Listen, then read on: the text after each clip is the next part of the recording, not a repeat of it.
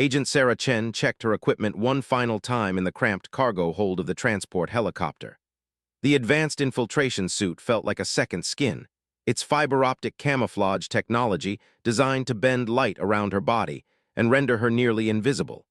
She had trained with this prototype for months at the classified facility in Nevada, mastering every function and backup system. The mission briefing had been crystal clear. Deep in the mountains of Eastern Europe, a terrorist cell had established a heavily fortified compound. Intelligence suggested they possessed stolen nuclear material and were weeks away from completing a dirty bomb. 50 armed guards patrolled the perimeter in overlapping shifts, making conventional assault impossible without massive casualties. Sarah's assignment was surgical precision. Get in, locate the nuclear material, plant tracking devices, and extract without detection. The suit's technology would make her invisible to both human eyes and thermal imaging. At least, that was the plan. The helicopter's engines changed pitch as they approached the drop zone. Sarah's handler, Agent Martinez, spoke through her earpiece. "Remember, Chen, you're alone out there. No backup, no extraction team. The suit is your lifeline." She nodded, though he couldn't see her. Sarah had volunteered for this mission specifically because of her unconventional background. Before joining the intelligence agency, she had spent 15 years as a professional dancer, then another decade studying martial arts across Asia. Her combination of flexibility, balance, and combat training made her unique among field operatives. The cargo door slid open, revealing the moonless night sky. Below, the terrorist compound sprawled across a mountain plateau, surrounded by steep cliffs and rocky terrain. Guard towers dotted the perimeter, their searchlights sweeping methodically across the approaches. 30 seconds to drop, the pilot announced. Sarah activated her suit systems. The heads-up display flickered to life, showing her vital signs, suit status, and tactical information. All systems showed green. She breathed deeply, centering herself as her martial arts masters had taught her. 10 seconds. She stood at the edge of the cargo hold, wind whipping her face. The compound's lights looked like distant stars below. Go! Sarah leaped into the darkness, her body cutting through the night air with practiced precision. The suit systems automatically adjusted her trajectory, compensating for wind patterns detected by its sensors. She fell silently, a shadow against shadows. At 800 feet, her specially designed wingsuit deployed. The fabric was embedded with the same light-bending technology as her suit, making her invisible even against the star-filled sky. She glided toward the compound, following a flight path calculated to avoid the guard towers' overlapping fields of view. Landing was soft and silent, her feet touching down in a rocky depression just outside the compound's outer perimeter. Sarah immediately crouched low, allowing the suit's camouflage to fully engage. She became part of the landscape, indistinguishable from the surrounding rocks and scrub vegetation. The first guard passed within 10 feet of her position. He was young, maybe 25, carrying an assault rifle and walking with the casual confidence of someone who believed the perimeter was secure. Sarah held her breath, remaining perfectly still as he continued his patrol route. Once he was gone, she moved forward in a low crouch, using the terrain to mask her approach. The suit's sensors provided constant feedback about nearby threats, displaying guard positions and movement patterns on her heads-up display. The compound's main fence was 12 feet high, topped with razor wire and embedded with motion sensors. Sarah studied the security system through her suit's analysis mode. The sensors were sophisticated but followed predictable patterns, sweeping left to right in 30-second intervals. She waited for the right moment, then sprinted forward during the brief gap in sensor coverage. Her body flowed like water, each movement economical and precise. She reached the fence just as the sensors began their return sweep. The suit's gloves contained microfilaments that could grip almost any surface. Sarah scaled the fence in seconds, moving with spider-like agility. At the top, she paused to carefully navigate the razor wire, her enhanced suit providing protection against the sharp metal. Dropping silently into the compound, Sarah found herself in a courtyard surrounded by low buildings. According to intelligence reports, the nuclear material was housed in the central bunker, but she needed to reach it without triggering the numerous security systems. Two guards emerged from a nearby building, talking quietly in a language Sarah recognized as Serbian. She pressed herself against a concrete wall, the suit's camouflage adapting to match the surface texture and color. The guards walked past without noticing her presence. Moving deeper into the compound, Sarah encountered increasingly sophisticated security measures. Laser grids crisscrossed corridors, pressure sensors were embedded in walkways, and cameras monitored every angle. The suit systems helped her navigate these obstacles, highlighting safe paths and timing windows. She reached the central bunker's exterior without detection. The structure was heavily reinforced concrete with a single entrance guarded by 2 sentries. Sarah observed their routine, noting they changed shifts every hour and conducted security sweeps every 15 minutes. The bunker's door required both a keycard and biometric scan. Sarah would need to get close enough to one of the guards to clone his access credentials. She settled into a hidden position and waited for the right opportunity. At 300 hours, one guard stepped away to smoke a cigarette. Sarah moved like a shadow, approaching from his blind spot. The guard never saw her coming. She used a pressure point technique learned from her martial arts training, applying precise force to render him unconscious without permanent harm. Working quickly, Sarah used the suit's integrated tools to scan the guard's keycard and biometric data. The suit's computer systems created perfect duplicates within minutes. She positioned the unconscious guard to look like he had fallen asleep on duty, then returned to her hiding position. 20 minutes later, during the next shift change, Sarah approached the bunker entrance. The remaining guard was inside the security booth, monitoring his screens. Sarah's cloned credentials worked perfectly, the heavy door sliding open with barely a whisper. The bunker's interior was a maze of corridors lined with storage rooms and laboratory spaces. Emergency lighting cast eerie shadows, and the air hummed with the sound of ventilation systems. Sarah moved carefully, her suit's sensors constantly scanning for threats. She found the nuclear material in a shielded storage room deep within the complex. The stolen uranium was contained in lead-lined cases, enough raw material to create multiple dirty bombs. Sarah planted microscopic tracking devices on each container, ensuring they could be monitored remotely. Her mission was nearly complete when disaster struck. Without warning, the suit's display flickered and went dark. Error messages cascaded across her field of vision before the entire heads-up display shut down. The camouflage system sparked once, then failed completely. Sarah was suddenly visible, standing in the middle of a terrorist stronghold with 50 armed guards between her and escape. The suit's communication systems were dead, cutting her off from any outside support. She was alone, exposed, and surrounded by enemies who would shoot to kill. But Sarah Chen had not survived 15 years in the intelligence world by depending solely on technology. As her trainers had drilled into her countless times, the most important weapon was the human mind. Equipment could fail, but training, instinct, and determination were unbreakable. She took a deep breath and assessed her situation. The storage room had one entrance, thick concrete walls, and no windows. If she was discovered here, there would be no escape. She needed to move immediately, while confusion about the suit's malfunction might still buy her precious seconds. Sarah slipped out of the storage room and began moving through the bunker corridors. Without the suit's sensors, she relied on her natural hearing and instincts developed through years of training. Every shadow could hide an enemy, every sound might signal discovery. The first guard she encountered was rounding a corner just as she reached the intersection. He saw her immediately, his eyes widening in shock. Before he could raise his weapon or call out, Sarah struck with lightning speed. Her hand connected with his throat in a precise blow that rendered him unconscious instantly. She caught his falling body and lowered it gently to the floor. His radio crackled with routine check-in calls, buying her a few more minutes before his absence would be noticed. Sarah took his weapon and ammunition, though she hoped to avoid using them. Moving through the bunker without technological assistance was like dancing in the dark, relying on muscle memory and spatial awareness. Sarah's years of physical training served her well as she navigated the maze of corridors, staying ahead of the patrol routes she had memorized. The bunker's exit was 30 meters away when she heard the alarm. Someone had discovered the unconscious guard, and now the entire compound was awakening like a disturbed hornet's nest. Lights blazed to life, sirens wailed, and she could hear guards shouting orders in multiple languages. Sarah broke into a run, abandoning stealth for speed.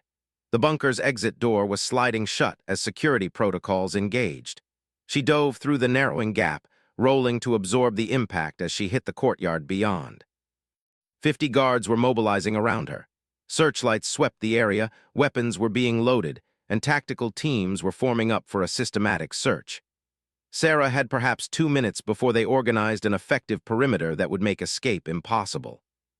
But she was no longer thinking like a spy relying on technology. She was thinking like a warrior, and warriors had been winning impossible battles long before stealth suits were ever invented. The real fight was just beginning. Sarah pressed herself against the bunker's exterior wall as chaos erupted around her. The compound had transformed from a sleepy military installation into a buzzing hive of lethal activity. Guards poured from barracks buildings, officers barked orders over radio systems, and vehicle engines roared to life in the motor pool. Without her suit's technological advantages, Sarah fell back on skills that had taken decades to master. Her dance training had taught her to move with perfect body awareness, to know exactly where every limb was positioned in space. Her martial arts background had honed her ability to read opponents, to anticipate their movements and react faster than conscious thought. The first tactical team rounded the bunker's corner in standard formation. 4 men in combat gear, weapons raised, moving in coordinated sweeps. Sarah waited until they were fully committed to their approach vector, then struck from their blind spot. Her attack was silent and devastating. She used the team leader's own momentum against him, redirecting his forward motion into a concrete wall. The impact knocked him unconscious without alerting his teammates. The second guard turned at the sound, giving Sarah the opening she needed. She flowed between the remaining 3 like smoke, never occupying the same space long enough for them to target her. Pressure point strikes dropped 2 more guards, while the 4th found himself disarmed and unconscious before he could comprehend what had happened. Sarah stripped the team of useful equipment, taking additional ammunition, tactical radios, and night vision goggles. She could hear more teams approaching from multiple directions, their coordinated movements suggesting professional military training rather than simple terrorists. The compound's layout worked against mass deployment of personnel. Narrow corridors between buildings created choke points that limited how many guards could engage simultaneously. Sarah used this to her advantage, moving through shadows and staying ahead of the search teams. A guard stationed in one of the watchtowers spotted movement near the administration building. He swung his searchlight toward the disturbance, the powerful beam cutting through the darkness. Sarah dove behind a concrete barrier just as the light swept over her previous position. The guard called out a warning in Serbian, his voice carrying across the compound. Other towers began focusing their lights on the area, creating overlapping fields of illumination that would make further movement extremely difficult. Sarah studied the search pattern, timing the light's rotations and identifying brief gaps in coverage. She had perhaps 30 seconds between sweeps to cross open ground to the next building. It would require perfect timing and absolute commitment. She exploded from cover at the optimal moment, sprinting across exposed concrete with the fluid grace of an Olympic athlete. The guard in the nearest tower caught peripheral movement and swung his light toward her, but she was already diving through a window into the communications building. Inside, 3 guards were coordinating search efforts over radio networks. They spun toward the window as Sarah crashed through, reaching for weapons that would never clear their holsters. She moved like a force of nature, each strike precise and economical. The communications equipment represented both opportunity and danger. Sarah could potentially use it to call for extraction, but activating any system would immediately reveal her location to every hostile in the compound. She made the difficult decision to destroy the equipment instead. Quick work with the guards' own grenades rendered the communications center inoperable, cutting the defenders' ability to coordinate their response. Now individual teams would be operating independently, making them predictable and isolated. Exiting through the building's rear entrance, Sarah encountered a roving patrol of 6 guards. They were moving in loose formation, confident that their numerical advantage would be decisive in any engagement. They had no idea they were hunting someone who had spent years training for exactly this scenario. Sarah used the patrol's own spacing against them. She struck the trailing guard first, ensuring he could not alert the others. The attack was silent and sudden, the man dropping without a sound. Moving like a ghost, she eliminated each guard in sequence, working forward through their formation. The patrol leader noticed his men going quiet over the radio, but by then it was too late.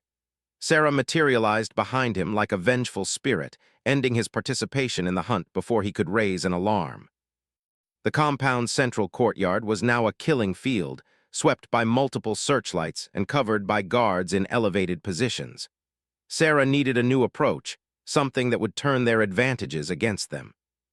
She found what she needed in the compound's generator building. The structure housed diesel generators that powered the entire facility, including the searchlights that were making her life difficult. More importantly, the building was connected to others through utility tunnels that ran beneath the compound. Sarah used stolen explosives to create a distraction at the motor pool, drawing guards away from the generator building. While attention focused on the blazing vehicles, she slipped inside and located the main power controls. Cutting power to the entire compound would eliminate the searchlights, but it would also trigger emergency protocols that might make her mission more difficult. Instead, Sarah opted for a more sophisticated approach. She accessed the electrical control panel and began systematically overloading specific circuits. Lights began failing throughout the compound, not all at once, but in patterns that suggested equipment failure rather than sabotage. Guards would waste precious time investigating electrical problems while Sarah moved through the expanding areas of darkness. The utility tunnels beneath the compound were cramped and poorly lit, but they provided concealed movement routes between buildings. Sarah crawled through the concrete passages, using blueprints she had memorized during mission planning. She emerged in the compound's armory building, where weapons and ammunition were stored for the defensive force. 20 guards were inside, hastily distributing additional firepower to search teams. Sarah watched from the shadows as they organized their response to the mysterious equipment failures. The guards' discussion revealed crucial intelligence. They believed they were dealing with a technical malfunction rather than an infiltrator. Their leader, a grizzled veteran with sergeant stripes, was dividing his men into smaller teams to investigate the electrical problems while maintaining perimeter security. This gave Sarah an opportunity to further disrupt their organization. She waited for the right moment, then triggered a small explosive device near the armory's ammunition storage. The resulting blast was spectacular but contained, designed to destroy equipment rather than cause casualties. The explosion convinced the remaining guards that they were under artillery attack. They evacuated the armory in panic, rushing toward hardened positions while Sarah slipped deeper into the building. She now had access to the compound's entire weapons inventory. Sarah selected equipment that would serve her immediate needs: additional ammunition, several small explosive devices, and a compact assault rifle with night vision scope.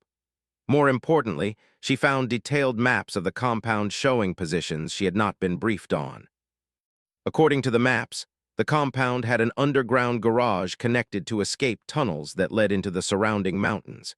If she could reach that facility, she might have a route out that bypassed the surface defenses entirely. The garage was located beneath the command bunker, accessible through a concealed elevator in the administration building. Sarah would have to cross the central courtyard under direct observation from multiple guard towers, then penetrate the most heavily defended building in the compound. She studied the guard tower positions, counting muzzle flashes and searchlight patterns to estimate remaining personnel strength. At least 30 guards were still active, with unknown numbers in reserve. Each tower contained 2 or 3 defenders, while roving patrols covered the open areas. Sarah decided on a frontal approach that would seem impossible to conventional tactical thinking. Instead of trying to sneak past the defenses, she would move directly through them with such speed and aggression that the guards would not have time to coordinate an effective response.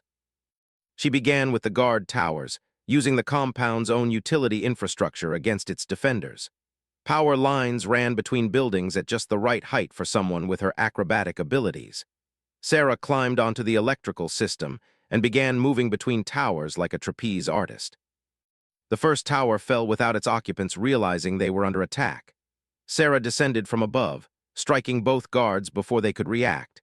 She used their own weapons to eliminate defenders in the adjacent tower, creating the impression of friendly fire incidents. Moving from tower to tower, Sarah systematically eliminated the elevated threats. Each attack was swift and silent, leaving confusion rather than alarm. Guards on the ground level began to notice that the towers were going quiet, but without communication equipment, they could not coordinate an effective response. The central courtyard was now dark except for portable lights carried by ground patrols. Sarah descended from the final tower and began moving toward the administration building.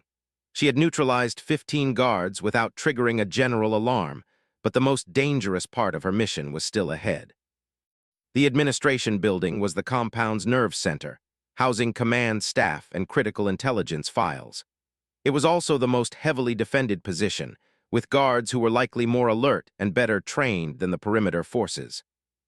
Sarah approached the building from an unexpected angle, using maintenance access points that would not be covered by standard defensive plans.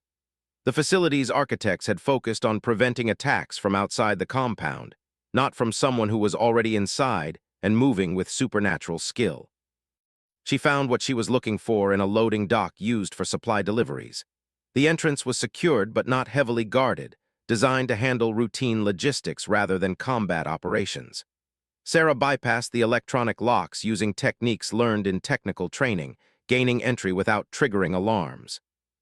Inside, the building was a maze of offices and meeting rooms with guard stations at key intersections. Sarah could hear radio chatter from different areas, guards trying to understand what was happening to their perimeter defenses. Their confusion was her advantage. She moved through the building like a hunting cat, silent and purposeful. Individual guards were isolated and neutralized before they could raise alarms.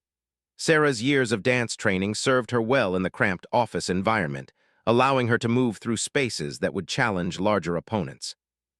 The elevator to the underground garage was located in the building's basement, behind a security checkpoint manned by 4 guards. They were alert and well-positioned, covering all approaches with interlocking fields of fire. This would require a different approach than the quick strikes she had been using. Sarah studied their positions from cover, noting their equipment and probable response patterns. These were professional soldiers, not the casual perimeter guards she had been engaging. They would react quickly to threats and coordinate their defense effectively. She decided to use their professionalism against them. Sarah created a distraction at the opposite end of the basement, using small explosive charges to simulate an attack from that direction. The guards responded exactly as she expected, moving to investigate while maintaining defensive postures. In the moment when their attention was focused away from the elevator, Sarah struck. She moved through their position like lightning, neutralizing all 4 guards before they could adapt to the true direction of attack. The elevator was now accessible, but she could hear reinforcements approaching from upper floors. Sarah activated the elevator and began her descent toward the underground garage, knowing that she had perhaps minutes before the compound's remaining defenders realized the true nature of their situation. The real test of her abilities was yet to come. The elevator descended through solid rock, carrying Sarah deeper into the mountain than her mission briefings had indicated. The compound's underground facilities were far more extensive than intelligence reports had suggested, representing a significant security threat beyond the immediate nuclear materials. When the doors opened, Sarah found herself in a military-grade installation that rivaled anything she had seen in her years of covert operations. The underground garage was enormous, carved directly from the mountain's bedrock and reinforced with steel and concrete. Rows of vehicles filled the space, armored personnel carriers, trucks loaded with weapons, and motorcycles designed for rapid mountain travel. More concerning were the additional tunnels branching off from the main garage. Maps on the walls showed a network of passages extending for kilometers in multiple directions, connecting to other facilities and providing numerous escape routes. This was not just a terrorist cell, but a major operational hub for international criminal activities. 8 guards patrolled the garage in coordinated patterns, their movements suggesting military training and discipline. These were not the casual perimeter sentries she had been eliminating, but professional soldiers who understood their environment and knew how to use it effectively. Sarah studied their patrol routes from the elevator alcove, noting timing intervals and communication protocols. Each guard carried advanced radio equipment and checked in every 5 minutes. Their weapons were modern assault rifles with tactical accessories, and their body armor was military specification. The escape tunnel she needed to reach was at the far end of the garage, requiring her to cross 200 meters of open space under direct observation. The guards' positions were carefully chosen to provide overlapping coverage of all approaches, eliminating blind spots that might allow infiltration. Sarah decided on a strategy that would use the garage's own vehicles as cover and concealment.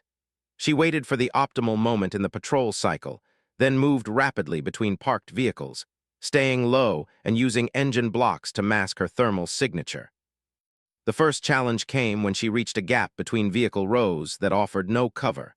Two guards were positioned to observe this exact area, their attention focused and weapons ready. Sarah would have to cross 12 meters of open concrete under direct observation. She chose misdirection over stealth, using a small explosive device to create a distraction at the opposite end of the garage. The explosion was carefully calculated to suggest a vehicle malfunction rather than an attack, drawing the guards' attention without triggering full alert protocols. While the guards investigated the disturbance, Sarah crossed the gap and continued moving toward the escape tunnel. She was now 3/4 of the way across the garage, but the most difficult section lay ahead. The tunnel entrance was heavily fortified, with guard positions covering all approaches and electronic systems monitoring access. 3 guards were stationed directly in front of the entrance, while 2 more provided overwatch from elevated positions. Getting past them would require eliminating all 5 simultaneously to prevent alarm calls. Sarah studied their positions and equipment, developing a tactical plan that would neutralize the entire team within seconds. The elevated guards were her primary concern, as they had clear fields of fire and radio contact with surface forces. She began by approaching the overwatch positions from behind, using vehicle maintenance platforms to gain elevation without exposing herself to ground-level guards.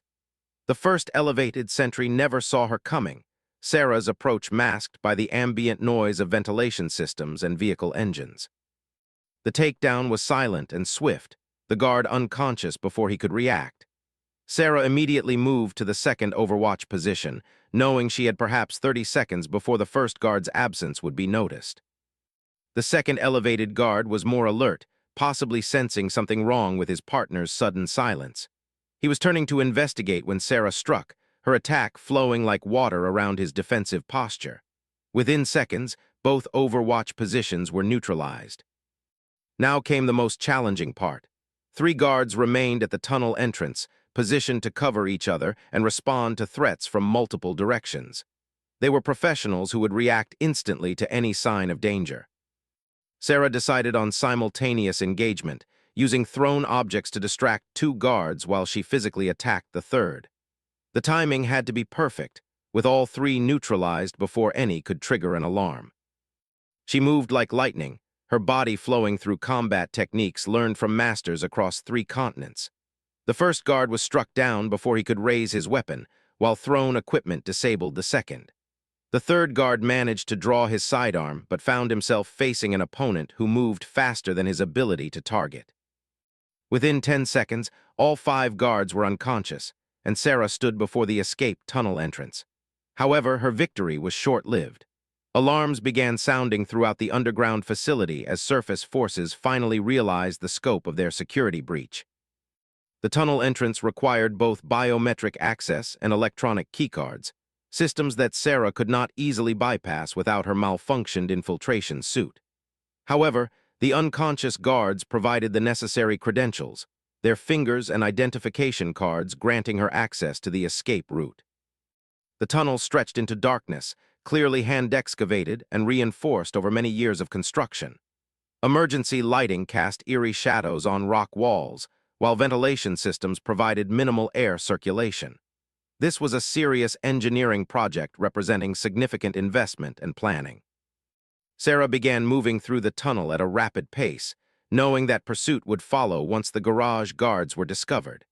The passage wound through the mountain's interior, occasionally branching into smaller tunnels that led to unknown destinations. After 20 minutes of steady movement, she encountered the first major obstacle. A security checkpoint had been built into the tunnel, complete with blast doors and guard positions. 2 sentries were manning the station, monitoring electronic displays that showed the tunnel system's status. These guards were clearly aware that something was wrong at the main compound. Radio chatter indicated they were in contact with surface forces and knew about the security breach. They were alert and ready for trouble, weapons positioned to cover the tunnel approaches. Sarah could not use her previous tactics of quick strikes and misdirection. The tunnel was too narrow to allow flanking maneuvers, and the guards were positioned behind protective barriers that would stop most attacks. She needed a different approach entirely. She found the solution in the tunnel's own infrastructure. Electrical systems ran along the walls, providing power for lighting and ventilation. Sarah accessed the control panel and began systematically overloading circuits, causing lights to flicker and fail throughout the checkpoint area. The guards responded to the apparent electrical malfunction by leaving their protected positions to investigate the control systems. This gave Sarah the opening she needed, allowing her to approach from darkness while they were distracted by technical problems. The engagement was brief and decisive. Both guards were neutralized before they could return to their defensive positions or call for assistance. Sarah now controlled the checkpoint and had access to intelligence about the tunnel system's layout and destinations. Maps at the checkpoint revealed the full scope of the underground network.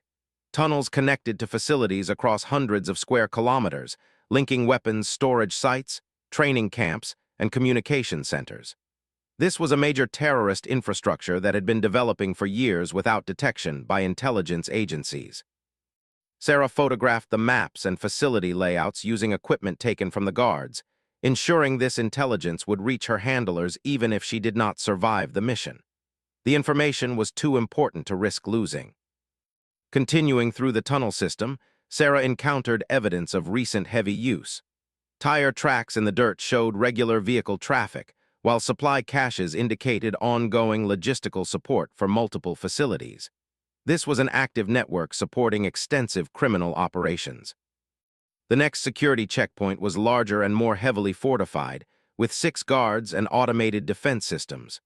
Sarah could see weapon emplacements covering the tunnel approaches, along with electronic sensors that would detect any intrusion attempt. However, she now had intelligence about the facility's layout and security protocols from the previous checkpoint.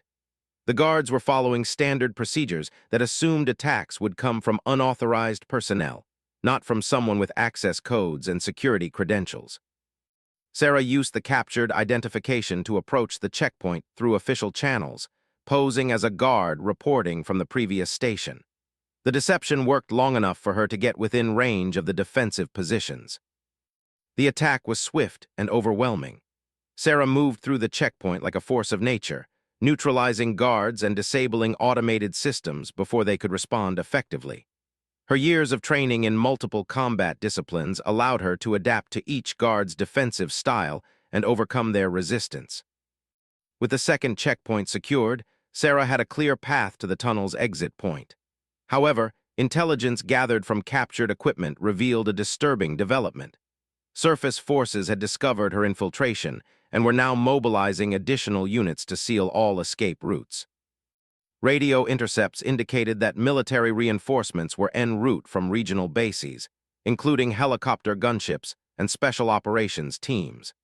The terrorists had connections to professional military units that could provide sophisticated support for their operations. Sarah accelerated her pace through the remaining tunnel sections, knowing that time was now working against her. The escape route that had seemed like salvation was becoming a potential trap if enemy forces reached the exit point before she did. The tunnel finally began ascending toward the surface, natural rock, giving way to artificial construction as it approached the mountain's outer face. Ventilation increased, bringing fresh air that carried the sense of pine forests and snow. Sarah reached the exit point just as dawn was breaking over the mountain peaks. The tunnel emerged into a hidden facility built into a cliff face, camouflaged from aerial observation and accessible only through dangerous mountain trails. 4 guards were stationed at the exit facility, monitoring radio communications and preparing defensive positions. They had received warnings about the security breach and were ready for potential threats emerging from the tunnel system. However, these guards were focused on preventing escape rather than detecting infiltration. They expected desperate terrorists trying to flee, not a professional operative with their own access codes and security credentials. Sarah approached the guards using the same deception techniques that had worked at the underground checkpoints. Her captured identification and knowledge of security protocols allowed her to get close enough to engage all 4 guards simultaneously. The final engagement was decisive and swift. Within seconds, Sarah controlled the exit facility and had access to the mountain's outer slopes. However, her victory was incomplete. Radio traffic indicated that military helicopters were already searching the surrounding area, while ground forces were moving to establish a perimeter around all known escape routes. Sarah stepped onto the mountain's outer face as the sun cleared the eastern peaks, knowing that her most dangerous challenge was still ahead. She had successfully infiltrated and escaped from a heavily fortified terrorist compound, but now she faced pursuit by professional military units across some of the most challenging terrain in Europe. The infiltration suit had failed, but the human spirit had proved stronger than any technology. Sarah Chen was still alive, still free, and still carrying intelligence that could prevent a nuclear terrorist attack. But first, she had to survive long enough to deliver that information to people who could act on it. The hunt was just beginning. The mountain air cut through Sarah's lungs like ice as she emerged from the tunnel facility into the growing daylight. Below her stretched a wilderness of rocky peaks, dense forests, and hidden valleys that could either provide sanctuary or become a deadly maze. The altitude made every breath an effort, while the terrain promised to challenge even her exceptional physical conditioning. Radio chatter from the captured equipment revealed the full scope of her predicament. 3 military helicopters were already airborne, equipped with thermal imaging and coordinated communication systems. Ground teams were moving to establish checkpoints on every road and trail within 50 kilometers, while tracking specialists were being deployed to follow any signs of movement through the wilderness. Sarah studied the landscape with the analytical mind of a professional survivor. The mountain face dropped away steeply below the tunnel exit, offering concealment but requiring technical climbing skills to navigate safely. Dense pine forests covered the middle slopes, providing cover from aerial observation but hiding potential ground pursuit teams. Most challenging was the weather. Mountain storms were moving in from the west, bringing snow and high winds that would make helicopter operations difficult but would also create hypothermia risks for anyone exposed on the open slopes. Sarah's mission equipment included cold weather gear, but survival in these conditions would push her physical limits. She began her descent immediately, knowing that every minute of delay allowed her pursuers to tighten their perimeter. The cliff face required careful navigation, each handhold and footstep chosen with precision that drew on her years of physical training. 20 meters down, Sarah heard the first helicopter approaching from the east. The aircraft was flying a systematic search pattern, using thermal sensors to detect heat signatures against the cold mountain environment. She pressed herself against the rock face, using an overhang to mask her thermal signature while the helicopter passed overhead. The pilot's radio conversations revealed professional competence and coordination. These were military aviators with experience in mountain search operations, not casual criminals with stolen aircraft. Their systematic approach would make evasion extremely difficult, requiring constant movement and tactical thinking. Sarah reached a narrow ledge that offered temporary shelter while she assessed her options. The helicopter had moved on to search adjacent valleys, but its thermal sensors would have recorded hot spots that might indicate recent human presence. Return sweeps would focus on areas of interest, gradually narrowing the search parameters. She decided on a strategy that would use the mountain's own characteristics against her pursuers. Instead of trying to avoid detection entirely, Sarah would create false thermal signatures and mislead the search teams about her direction of movement. Using chemical heating elements from her survival kit, Sarah created heat sources at multiple locations along the cliff face. When activated, these would appear as human thermal signatures on the helicopter's sensors, drawing search resources away from her actual position. The deception worked perfectly. When the helicopter returned for its detailed sweep, the pilot immediately focused on the false signatures.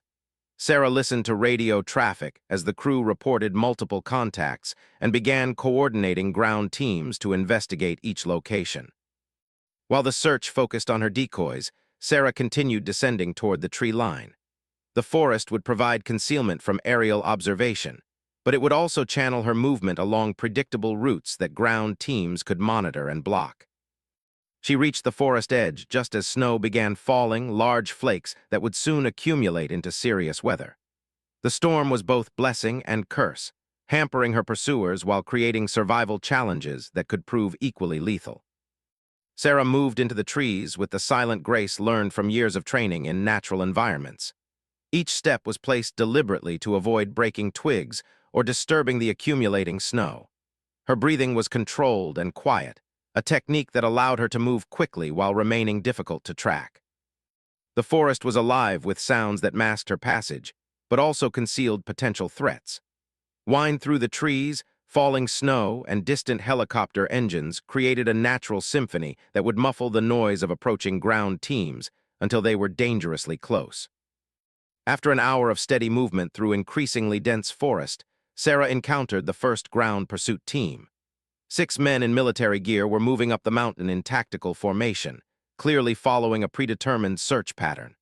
Their equipment included night vision devices, tracking radios, and weapons designed for close-quarters forest fighting. Sarah observed them from concealment, noting their movement patterns and communication protocols. These were professional soldiers with experience in mountain warfare, not the facility guards she had been engaging. They moved with confidence and coordination that suggested extensive training and combat experience. The team leader was calling in regular position reports, maintaining contact with helicopter coordination and other ground units. His radio traffic revealed that at least 4 teams were working this section of the mountain, with additional units covering escape routes to the east and north. Sarah realized she could not simply avoid these teams. The forest was too small and the search too comprehensive. She would have to neutralize at least some pursuers to create gaps in their perimeter large enough for escape. She chose the trailing member of the team for her first attack, a young soldier who was maintaining rear security while his companions focused on forward movement. Sarah approached from an angle that kept her outside his peripheral vision, moving with the fluid silence that had taken decades to master. The attack was swift and silent. Before the soldier could react, Sarah had rendered him unconscious using pressure point techniques that would keep him down for hours without permanent harm. She took his radio and weapons, then positioned his body to suggest he had stopped to rest rather than been attacked. Moving parallel to the remaining team members, Sarah waited for the right opportunity to engage the next target. The forest terrain worked in her favor, providing concealment and multiple approach routes that the soldiers' formation could not cover simultaneously. The second soldier fell as silently as the first, taken down before he could alert his teammates. Sarah was now behind their formation with access to their communication frequencies, allowing her to monitor their coordination while remaining undetected. The team leader noticed his rear guards going quiet over the radio, but attributed it to equipment problems rather than enemy action. Mountain terrain and weather often caused communication difficulties, making electronic failures seem like the most likely explanation. Sarah continued working through the team from behind, using their own tactical spacing against them. Each soldier was isolated and neutralized before he could alert the others, a systematic elimination that left the team leader advancing alone without realizing his support had disappeared. When the leader finally discovered what had happened, Sarah was already gone, moving deeper into the forest with captured equipment that would help her evade the remaining search teams. The radio traffic revealed growing confusion among the ground units as they lost contact with entire teams. The helicopter pilots were reporting thermal anomalies that did not match expected human signatures, suggesting their targets were using sophisticated countermeasures. Command authority was beginning to question whether they were pursuing a single operative or a larger infiltration team. Sarah used this confusion to her advantage, continuing to create false signatures and misleading radio transmissions that painted a picture of multiple escapees moving in different directions. The search resources were being spread too thin to maintain effective coverage of any single area. The snow was now falling heavily, accumulating rapidly and creating visibility problems for both ground and air units.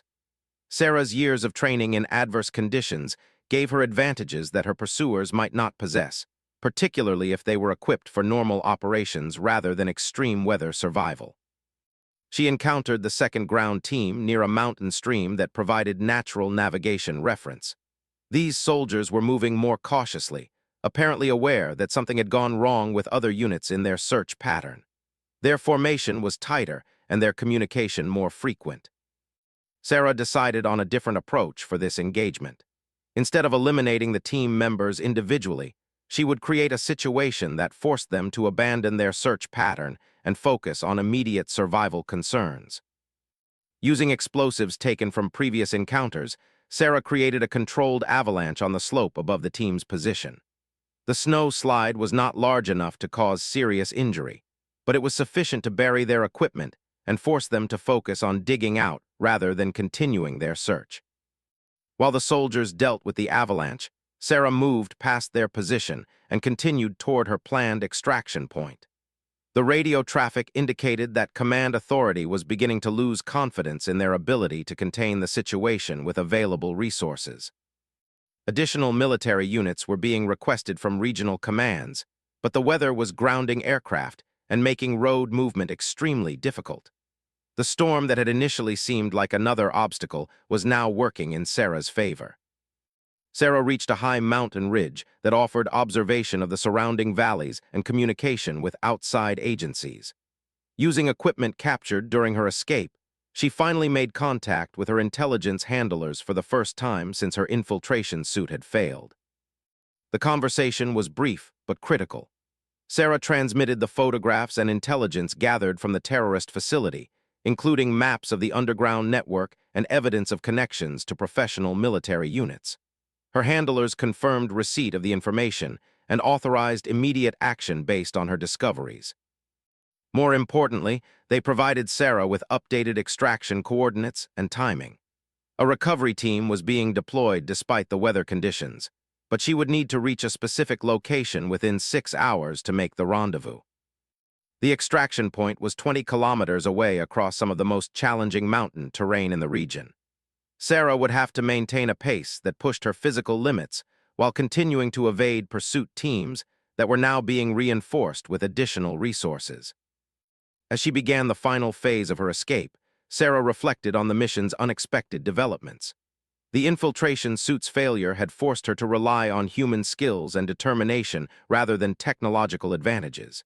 In some ways, this had made her more effective rather than less, allowing her to adapt to situations that rigid technology might not have handled well. The pursuit was intensifying as command authority committed more resources to preventing her escape.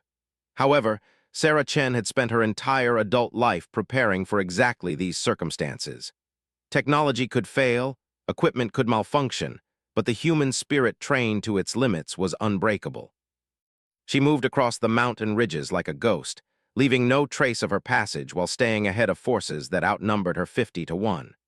The real test of her abilities was yet to come, but Sarah had already proved that sometimes the most sophisticated weapon was a determined human being who refused to accept defeat. The extraction point waited ahead, and Sarah intended to be there when her rescue team arrived.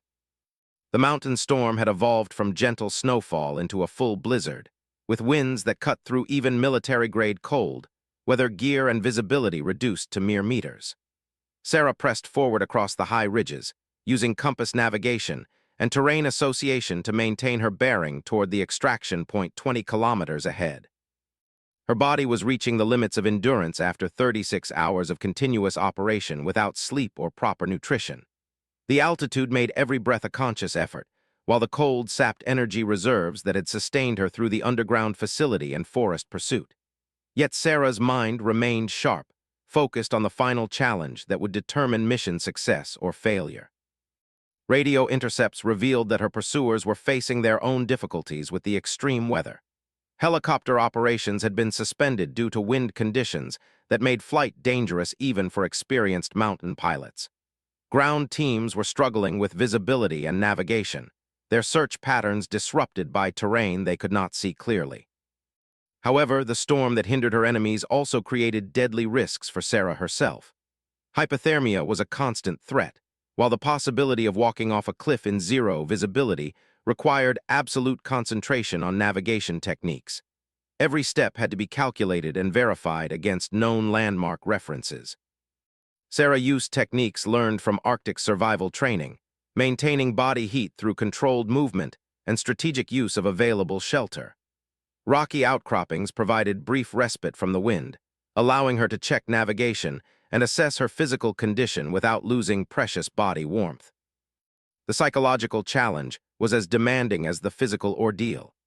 Alone on a hostile mountain, pursued by professional soldiers, operating on no sleep and minimal nutrition, Sarah had to maintain the mental discipline that separated survival from catastrophe. Her years of meditation and mental training became as important as her physical conditioning. At the 10-kilometer mark, Sarah encountered terrain that would test every skill she had developed over 2 decades of training. The ridge narrowed to a knife edge with precipitous drops on both sides, while ice-covered rocks made footing treacherous even for someone with her exceptional balance and coordination. She moved across the exposed ridge with the precise grace of a tightrope walker, each step tested before committing her full weight. The wind threatened to knock her off balance, while accumulating ice made handholds uncertain. This was technical mountaineering at its most demanding, complicated by exhaustion and time pressure. Halfway across the ridge, Sarah discovered she was not alone. A figure emerged from the blowing snow ahead, silhouetted against the white landscape. The approaching person was moving with confidence despite the conditions, suggesting extensive mountain experience and professional-grade equipment. Sarah took cover behind a rocky outcrop and observed the stranger's approach. The figure was dressed in advanced cold-weather gear with equipment that looked military rather than civilian. Most concerning, the person was moving directly along Sarah's planned route, as if following her trail despite the conditions that should have made tracking impossible. As the figure drew closer, Sarah could see it was a woman of similar build and apparent physical conditioning. Her movement patterns suggested extensive training in mountain environments, while her navigation indicated access to sophisticated positioning equipment that was unaffected by weather conditions. The stranger stopped 20 meters from Sarah's hiding position and called out in accented English. "Agent Chen, I know you're there. We need to talk before this situation gets worse for both of us." Sarah remained silent, studying the woman's positioning and equipment while assessing potential threats and opportunities. The stranger's knowledge of her identity suggested intelligence access that could come from multiple sources, not all of them hostile. "My name is Major Kozlova, Russian military intelligence. I'm here to offer you information that could save your life and prevent an international incident that neither of our governments wants." The revelation that Russian intelligence was involved added new complexity to a mission that had already exceeded all original parameters. Sarah's mind raced through possible explanations while maintaining tactical awareness of her immediate situation. Major Kozlova continued speaking, her voice carrying clearly despite the wind. "The facility you infiltrated belongs to a private military contractor with connections to several governments. The nuclear material is real, but it's being used as bait in a larger operation designed to justify military intervention in this region." Sarah emerged from cover with her weapon ready, but not directly threatening.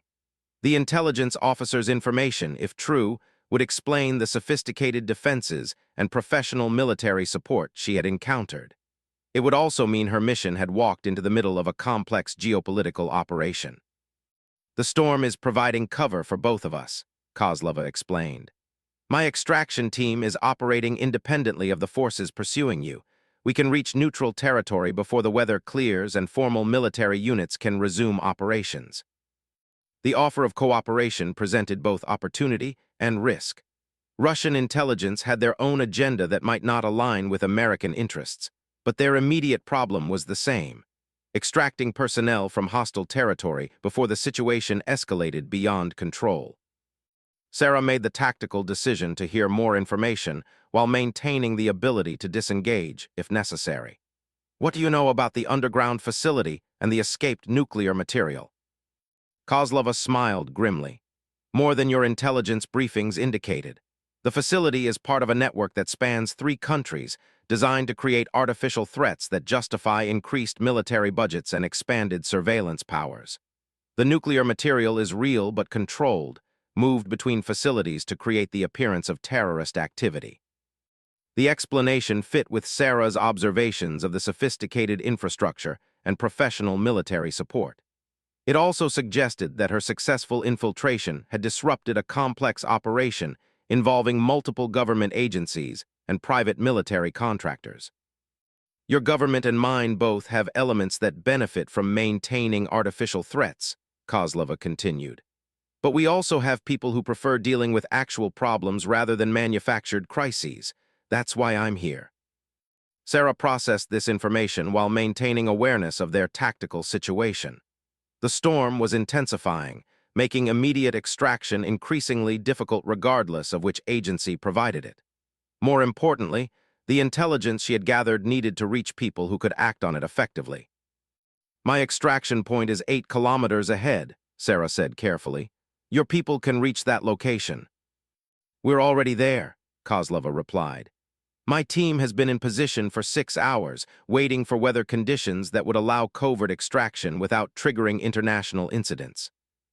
The revelation that Russian operatives had been prepositioned at her extraction coordinates suggested intelligence sharing or surveillance that went far beyond normal operational security. Sarah's mission had been compromised from the beginning, though apparently by allies rather than enemies. Why help me? Sarah asked directly. Because the intelligence you gathered tonight will shut down a network that both our governments need eliminated. The private contractors have been playing all sides against each other while profiting from artificial conflicts. Your photographs and documentation provide evidence that can end their operations. Kozlova gestured toward the storm around them. And because leaving a professional operative to die in these mountains would be wasteful when we're fighting the same enemies. Sarah made her decision based on operational necessity rather than international politics. Whatever the broader implications, her immediate priority was mission completion and survival. Russian extraction was better than no extraction at all. They moved together across the remaining difficult terrain, 2 professionals who had set aside national differences to deal with immediate survival requirements. Kozlova's mountain experience proved invaluable, her knowledge of local conditions helping them navigate hazards that could have proved fatal in the deteriorating weather. The extraction point was a high alpine meadow that offered helicopter access during good weather, but was currently invisible under blowing snow. Kozlova's team had established a concealed position with cold weather shelters and communication equipment that maintained contact with aircraft standing by in neutral airspace. 3 Russian operatives emerged from their shelters as Sarah and Kozlova approached, their professional demeanor and equipment indicating special operations background. They worked efficiently to prepare for helicopter extraction, using infrared beacons and radio coordination to guide their aircraft through the storm. The helicopter that emerged from the blowing snow was a sophisticated military aircraft with advanced navigation systems and weather capabilities. The crew operated with the precision of professionals who specialized in high-risk extraction operations under adverse conditions. Sarah boarded the aircraft with the strange sensation of being rescued by foreign intelligence operatives who had been tracking her mission from the beginning. The situation was unprecedented in her experience, but the intelligence gathered during her infiltration was too important to risk losing due to political complications. As the helicopter lifted off and turned toward neutral airspace, Sarah transmitted her mission intelligence to both American and Russian handlers, ensuring that the information would reach people capable of acting on it regardless of intergovernmental politics. The nuclear terrorist threat had been real, but it was part of a larger deception designed to manipulate government policy and military spending. Sarah's successful infiltration, despite the failure of her advanced technology, had provided evidence that would shut down a network spanning multiple countries and involving elements within several intelligence agencies. Hours later, in a secure facility in Switzerland, Sarah Chen completed her mission debriefing with handlers from multiple agencies. The intelligence she had gathered would lead to arrests and prosecutions across 3 continents, dismantling a network that had been manipulating international security for years. Her infiltration suit had malfunctioned at the critical moment, forcing her to rely on skills and determination that no technology could replicate. In the end, the human element had proved more reliable than the most advanced equipment, demonstrating that sometimes the oldest tools are still the best. Major Kozlova attended the debriefing as well, representing Russian interests in shutting down the network that had been playing their government against others. The cooperation between former adversaries marked the beginning of intelligence sharing that would prevent similar deceptions in the future. Sarah returned to the United States with mission success and new insights about the nature of modern intelligence work. Technology would continue to evolve and provide new capabilities, but the core requirements remained unchanged. Professional competence, physical conditioning, mental discipline, and the determination to complete missions regardless of obstacles. The 50 hostile sentries had been neutralized not through superior firepower or advanced technology, but through the application of skills developed over decades of training and experience. Sarah Chen had proven that sometimes the most sophisticated weapon was a human being who refused to accept defeat.